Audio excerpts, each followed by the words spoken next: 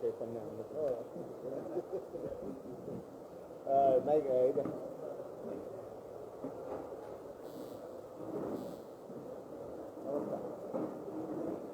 नमस्कार बंधूंना म्हणजे आमचे नेते महाराष्ट्र यांचा नाशिक जिल्हा दौरा शहरात एक कार्यक्रम आहे आणि ग्रामीणला 2 कार्यक्रम किरीटचा दौरा आहे.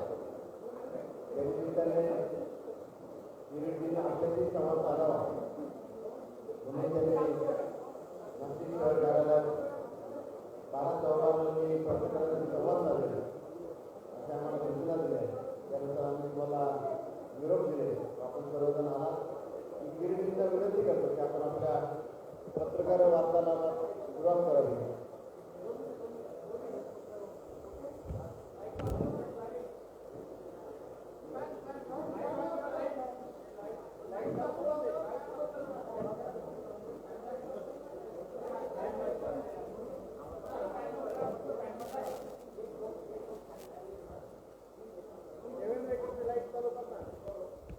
शिवसेनेचे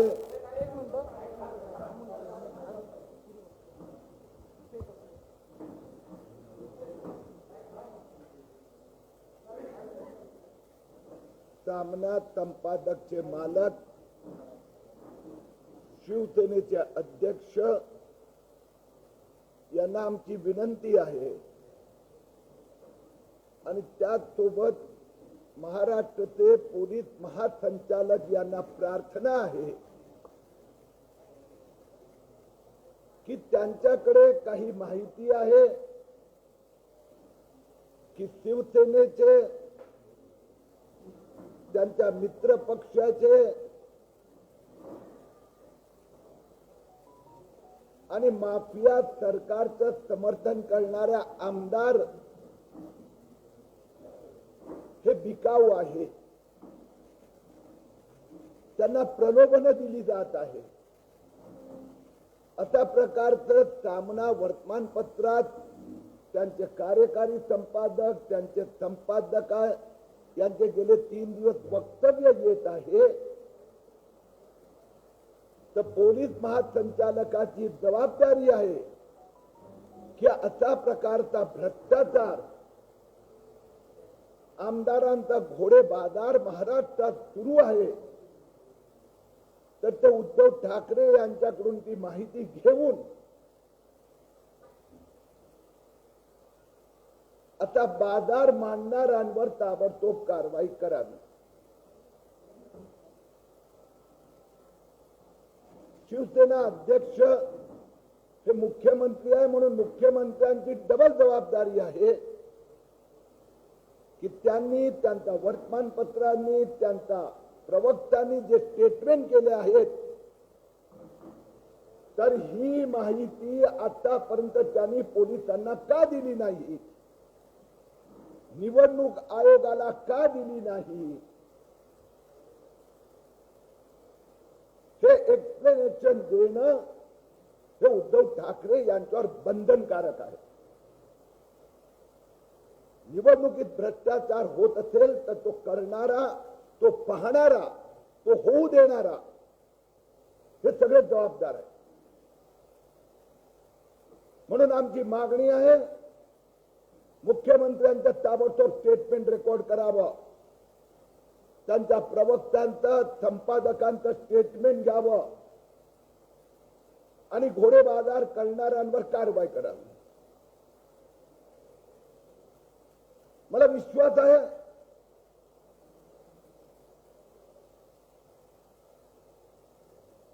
की जो नेता इतके प्रामाणिक आहे की स्वतःचे आमदारच बिकाव आहे असं जाहीररित्या कबूल करतात, स्वतःच्या मित्र पक्षाचे त्यांना समर्थन करणारे आमदार बिकाव आहे अशा प्रकारचे आरोप उद्धव ठाकरे आणि त्यांचे प्रवक्ते करीत आहेत. महाराष्ट्रात पहिल्यांदा घडत आहे. आमदारांना घोडे म्हणण्याचं पाप हे फक्त गाढवच करू शकतात. म्हणजे घोडे बाजार सुरू आहे आणि करतायत कोण? गाढव.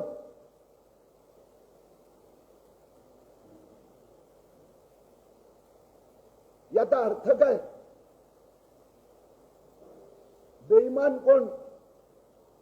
शिवसेनेचे 7 आमदार, मित्रपक्षांचे आमदार, त्यांचं समर्थन करणारे आमदार, की नेता बेईमान आहेत?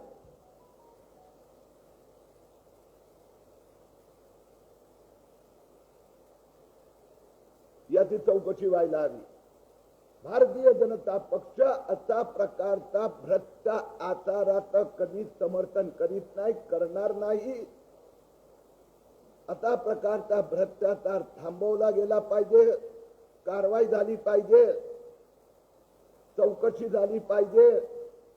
आणि हे जर खोटे असेल तर अशा प्रकाराचा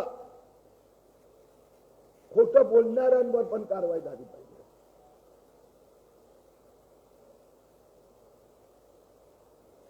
वास्तविकता अशी आहे की आता ठाकरे सरकार जे भ्रष्ट नेते आहे त्यांच्या पोटात गोळा उठला आहे.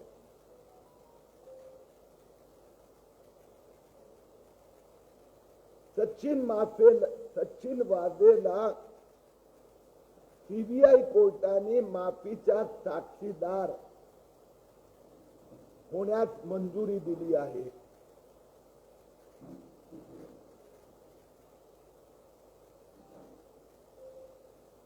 सचिन वाझे बोलू लागले तर उद्धव ठाकरेचे उजवे हात त्यांना भीती वाटते. मेरा क्या होगा, तेरा क्या होगा कालिया. अगर सचिन वाझे ने अगर बता दिया की दापोलीच्या रिसोर्ट मध्ये वाझेने त्या कॉन्ट्रॅक्टरला कसे पैसे दिले, जो बिल्डिंग मटेरियल सप्लायर होता त्याला पैसे कोणी दिले, अनिल परबच्या खात्यातून एक पैसाही गेला नाहीये. 15 कोटीचा खर्च झालाय, 25 कोटीचा रिसोर्ट आहे. अनिल परब ही इन्कम टॅक्स मध्ये सांगितलं हे रिसोर्ट माझं आहे, एग्रीमेंट मध्ये सांगितलं हे रिसोर्ट माझं आहे, ग्रामपंचायतला लिहून दिलं हे रिसोर्ट माझं आहे. त्याच्यावर घरपट्टी दरवर्षी अनिल परब भरतायत. मग जर घरपट्टी इन्कम टॅक्स मध्ये दाखवली जाते तर त्याचा बाजार भाव 25 कोटी रुपये आणि कन्स्ट्रक्शन कॉस्ट 15 कोटी पैकी 15 पैशाची पण कन्स्ट्रक्शन कॉस्ट अनिल परबनी दाखवली नाहीये. आणि म्हणून अनिल परबला भीती वाटते की सचिन वाझेचा वसुलीमधून त्यांनी जे मटेरियल घ्यायला लावलं होतं, कॉन्ट्रॅक्टरला पैसे दिले गेले, ये दर अगर सचिन वाझे ने अगर बता दिया तो तेरा क्या होगा कालिया. आता मला आणखीन एक माहिती कोणीतरी द्यायचा प्रयत्न केला. बंगल्यावर चर्चा सुरू आहे.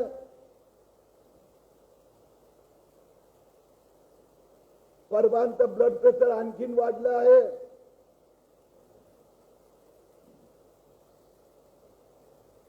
की सचिन वाझे माफीचा साक्षीदार झाला, बजरंग खरमाटे माफीचा साक्षीदार झाला तर तेरा क्या होगा कालिया.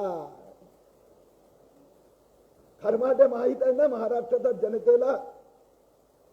अनिल परबचा सचिन वाझे म्हणजे बजरंग खरमाटे. 200 एकर जमीन इन्कम टॅक्सला सापडली त्याच्याकडून. 27 मोठ्या दुकानं.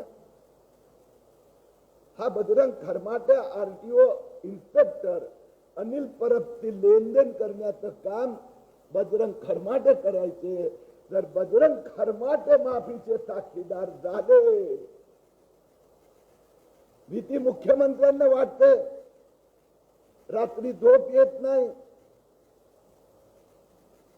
कारण की परमवीर सिंगनी ऑलरेडी स्टेटमेंट केलं आहे की सचिन वाझेची बेकायदेशीर नियुक्ती करण्यासाठी मला मुख्यमंत्री कार्यालयातून आदेश आले होते.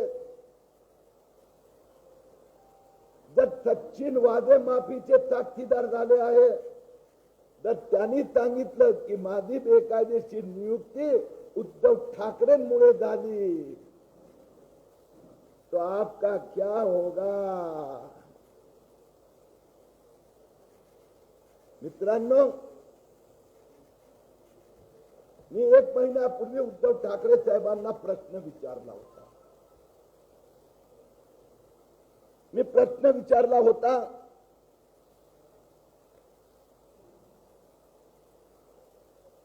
शिवाजी पार्क केटरिंग कॉलेजच्या समोर श्रीजी होम्स एक मोठं बिल्डिंग आहे, इमारत उभी आहे.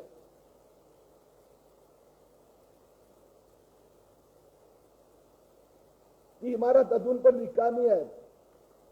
हे जे श्रीजी होम्स आहे ते कुणाचं आहे, ती कंपनी कुणाची आहे, त्याचे मालक कोण, त्याचे पार्टनर कोण, पैसे कुठून आले. गेल्या महिनाभरात संजय राऊतांनी ऐकून घ्यावं, ईडी कडे किरीट सोमय्या यांनी सगळी फाईल दिली उद्धव ठाकरे आणि सीजी होम्सची. इन्कम टॅक्स कडे पूर्ण पेपर डॉक्युमेंट दिले आणि महाराष्ट्र सरकार, ठाकरे सरकारचे रजिस्ट्रार ऑफ फर्म त्यांच्याकडे पण मी जाऊन आलो, कंपनी मंत्रालयामध्ये पण मी जाऊन आलो. श्रीजी होम कंपनी अजूनपर्यंत रजिस्टर्ड झालेली नाही. श्रीजी होम ही पार्टनरशिप फर्म आहे, ज्याचे पार्टनर 3 लोक आहे. एक आहे उद्धव ठाकरे यांचे साले मेवणे, रश्मी वहिनी म्हणजे रश्मी उद्धव ठाकरे यांचे सख्खे भाऊ श्रीधर पाटणकर. दूसरे पार्टनर आहे संवेद रियल एस्टेट प्राइवेट लिमिटेड आणि तिसरे भागीदार आहे Rahul executive Infratech private limited. या 3 कंपन्यांनी मिळून 2 कंपनी आणि श्रीधर पाटणकरनी मिळून श्रीजी होम्स ही पार्टनरशिप फर्म बनवली. Shreeji plaza, linking road, oblique 33rd road, Vandre पश्चिम, मुंबई 50, महाराष्ट्र. हे या पार्टनरशिप कंपनीचं ऑफिस कार्यालय दाखवलं. रजिस्ट्रार ऑफ फर्मनी आम्हाला लिहून दिलं, म्हणजे ठाकरे सरकारने लिहून दिलं, श्रीजी होमचं रजिस्ट्रेशन अजूनपर्यंत झालेलं नाही.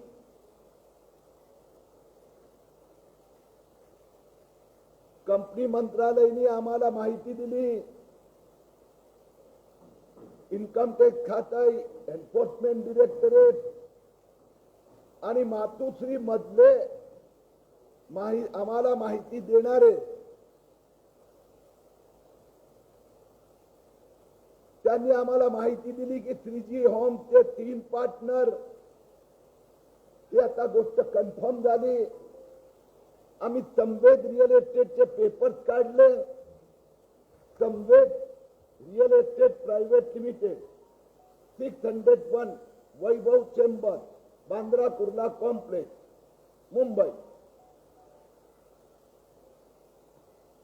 या संवेद कंपनी हे श्रीजी होम्स मध्ये पार्टनर आहे आणि त्या संवेद मध्ये एकंदर 10,000 शेअर्स आहेत.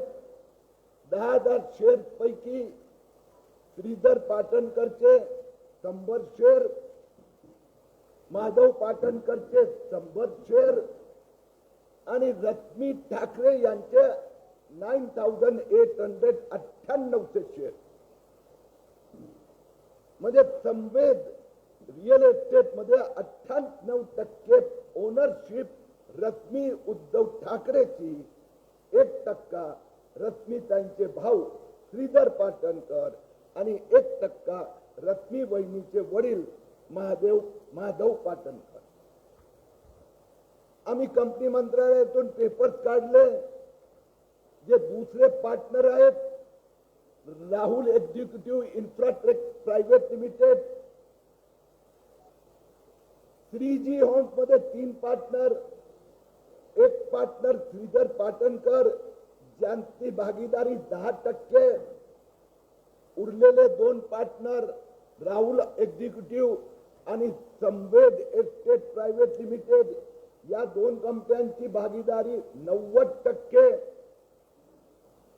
त्यात संवेद मध्ये 3 पार्टनर, त्या 3 मध्ये रश्मी उद्धव ठाकरे 98% मालक आणि दुसरी कंपनी आहे जे राहुल एक्झिक्युटिव्ह इन्फ्राटेक, त्या 2 पार्टनर. रश्मी उद्धव ठाकरे 50%, उद्धव बाळासाहेब ठाकरे 50%. उद्धव ठाकरेंना काय वाटतंय वा की अशा प्रकाराने मध्ये मध्ये कंपन्यांची लेअर तयार करून महाराष्ट्राच्या 12.5 कोटी जनतेला मूर्ख बनवू शकणार. याचा अर्थ असा झाला की 3G होम कंपनी जी आहे त्यात 10% श्रीधर पाटणकर, 1% मध्ये अर्धा टक्का श्रीधर पाटणकर, म्हणजे 10.5% श्रीधर पाटणकर, अर्धा टक्के माधव पाटणकर आणि 89% पार्टनर हे रश्मी ठाकरे आणि उद्धव ठाकरे.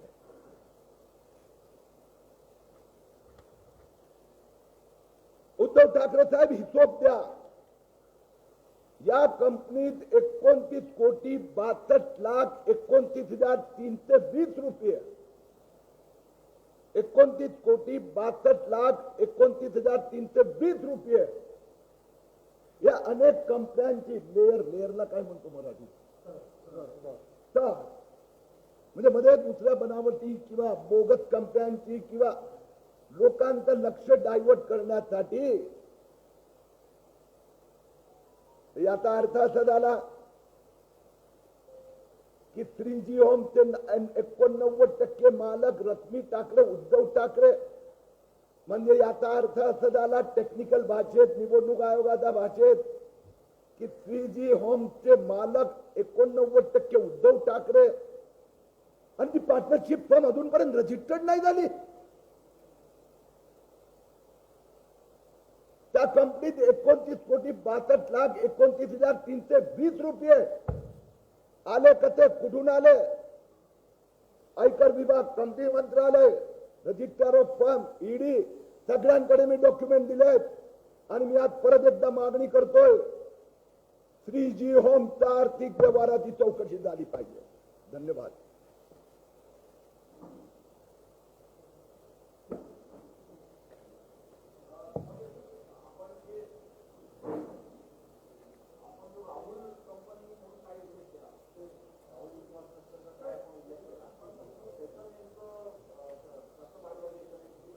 राहुल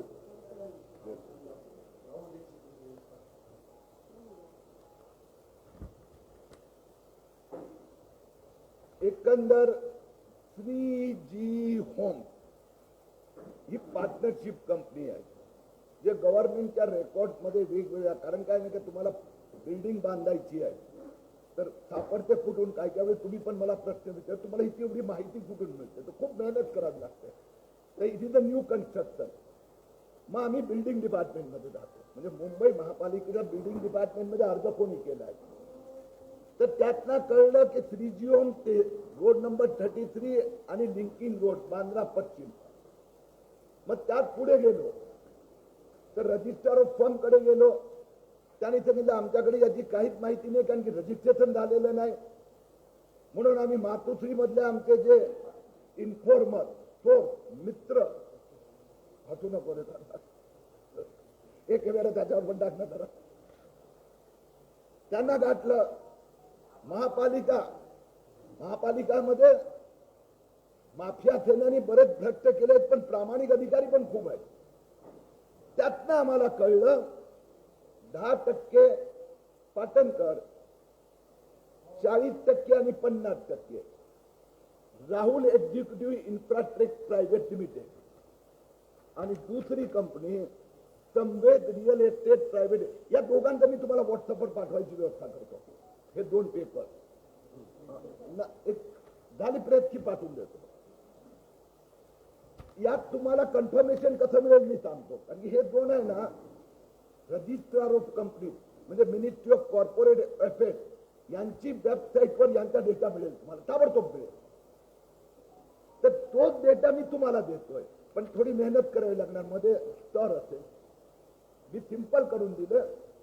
तर त्या दोन्हीच्या डेटामध्ये हे आलं की राहुल एक्झिक्युटिव्ह मध्ये रश्मी ठाकरेचे 23,250 शेअर,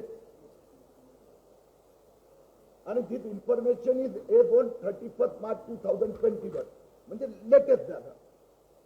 2022 चे अकाउंट अजून तुम्हाला माहिती आहे इन्कम टॅक्सचा जुलैपर्यंत द्यायचे असतात. तर दिस इज लेटेस्ट इन्फॉर्मेशन. 23,250 सेल रश्मी उद्धव ठाकरे, एड्रेस 25 मातोश्री कलानगर बांद्रा मुंबई 51, आणि 23,250 शेअर उद्धव बाल ठाकरे, यात त्यांनी लिहिलं ना उद्धव बाल ठाकरे सांगितलं, आपण बाळासाहेब म्हणतो. 25 मातोश्री कंपनीचे एकंदर सेट 46,500, म्हणजे एकंदर 46,500 आहेत. त्यातनं अर्धे रश्मी ठाकरे, अर्धी उद्धव ठाकरे. तर हे जे 50% म्हणजे ह्याच 2 मालक झाले. आपण काय आपल्याला फसवतो, डायरेक्टर कोण आहे. डायरेक्टर आणि ओनरशिप सेपरेट थिंग. डायरेक्टर नोकर असू शकतो, मालक लेअर उभी करतात मधल्या कंपन्या, पण शेवटचे मालक दुसरी संवेद रिअल एस्टेट. त्याची जी मी आपल्याला माहिती दिली, तर त्यात Rashmi Uddhav Thackeray 9,800 share, Shridhar Patankar 100 share, Madhav Patankar 100 share, म्हणजे एकंदर शेअर 10,000, त्यांना 9,800 यांचे. तर 90 यात 1% मी जर दुसऱ्या कंपनी हे 2 आहेत, म्हणजे in a way 89% share in 3G home Thackeray brothers. आणि त्यात आणखीन पुढे सांगतो, जरा त्यांची झोप आणखीन 2-4 रात्र येऊ नये. एक्झॅक्ट अमाऊंट 9 करोड 3 लाख जे आहे, हे गेले अनेक वर्ष तसेच उभे आहेत. अनसिक्युअर्ड लोन्स म्हणतात चार्टर्ड अकाउंटंटच्या भाषेत. अनसिक्युअर्ड लोनचा अर्थ लक्षून समजून घ्यायचं. काही नावं मतदार यादीतून छापायची, त्याला व्याज दिलं नाही, काही नाही, आणि तुम्ही जरा द्या ना जरा यार. कारण की आमदारांना सांभाळण्यासाठी जर रात्री झोप नाही आली तर त्यांना बरं होणार ना, फायदा होणार ना. झोपले तर 4 आमदार पळाले तर, म्हणून ही माहिती बरोबर दिली तर 4 रात्र झोप नाही येणार, 10 तारखेपर्यंत झोप नाही येणार. आणि मी चॅलेंज करतो, काही खोटं बोलत नाही, त्यांच्यासारखा बकवास नाही करत. 22 कोटीनं 7,500 कोटीनं 15,000 कोटी, हे 2 आहे ना, हे आणि हे 2 जे करा ना तुम्हाला, पण ते 2 कागद मला पाहिजे. सॉरी,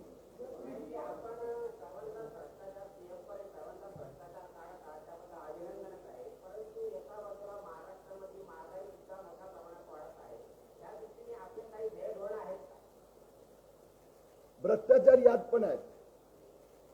भ्रष्टाचार फक्त आर्थिक नसतो, भ्रष्टाचार म्हणजे वैचारिक भ्रष्टाचार पण असतो, नीतिमत्ताचा पण भ्रष्टाचार. अजित पवार आणि उद्धव ठाकरेंनी नीतिमत्ताचा आणि मुख्यमंत्री उपमुख्यमंत्री पदाचा जबाबदारीचा भ्रष्ट असा अर्थ आणवलेला आहे.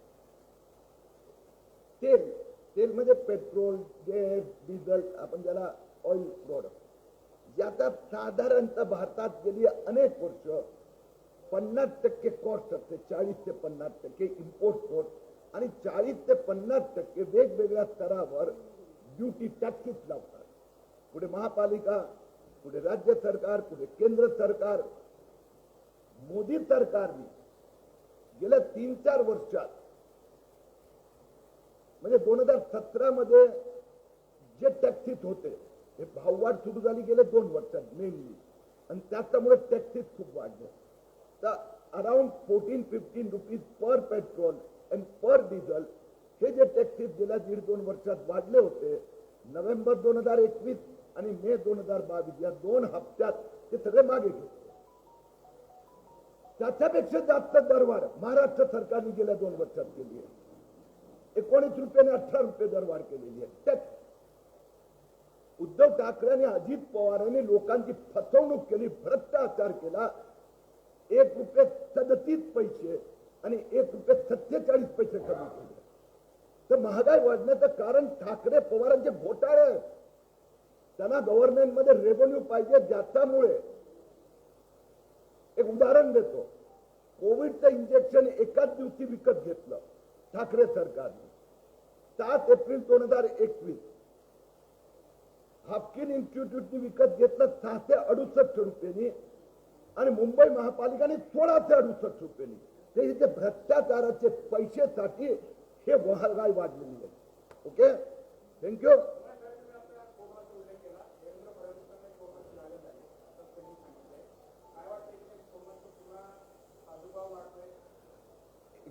धन्यवाद, खूप चांगला प्रश्न विचारला.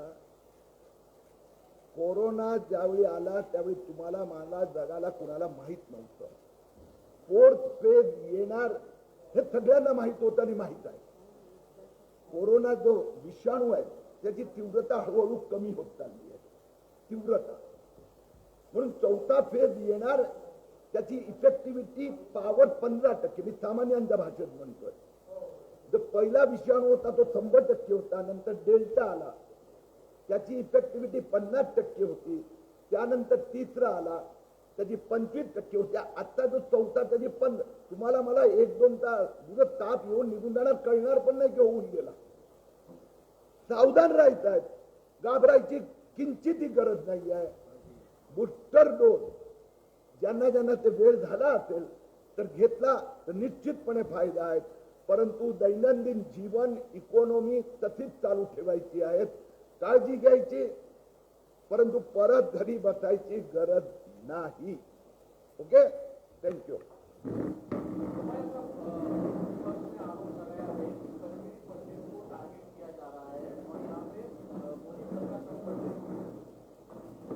मी हिंदी में बाईट देतो, फक्त हिंदी मध्ये. आता हिंदी मध्येच ना.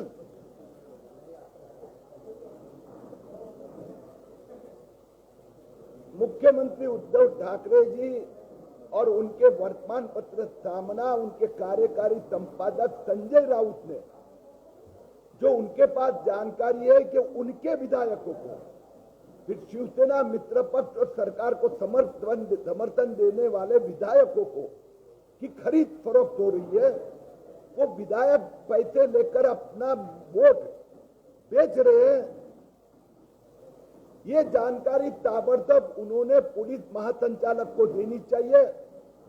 पुलिस ने इनके पर कार्रवाई करनी चाहिए. चुनाव आयोग के निर्देश के अनुसार भ्रष्टाचार करने वाला, घूस देने वाला दोनों दोषी है.